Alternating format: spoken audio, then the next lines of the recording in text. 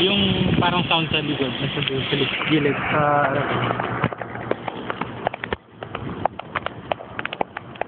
Yes!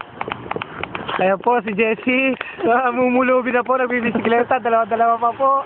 Bakit? Naplat niya isa. Kaplat po isa. Yan po, nakakarma na po.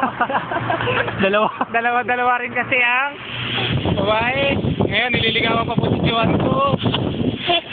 Yes, kamay muna. Eh, tinalaat sa gilid. Ayan po, tingnan niyo po yung si Jessie. Ayan, yung po batch namin. Tingnan mo, dalawa po bisikleta. Nag-exhibition po sa Taiwan.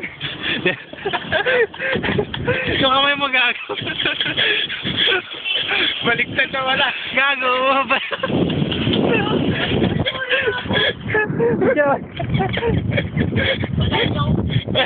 Ayan po si Jessie Ray. Tingnan niya, nag-exhibition po sa Taiwan. Dalawa po bisikleta. Kasi po, nakakapagod yun. Kumusta po, Jessie? Okay lang yun.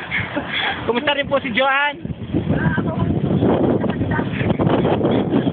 Ikaw, ano sabi mo sa bisikleta ni Jessie? Dalawa? Sinira niya bisikleta eh. Nanghiram nga lang tayo. Kamatis. Ano nahiram ng dakaw? Yung sinira niya, hiram yun. Gago. Yung dalawang sira ay ang nakaw. So, yeah. Si JR po ang pasimuno. Eh po, uli si Jessie. Tingnan niyo po yung pagbisikleta niya.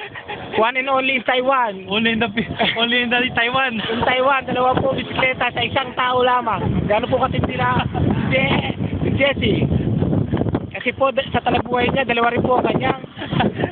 Namamang sa dalawang ilog. Namamike sa dalawang ilog.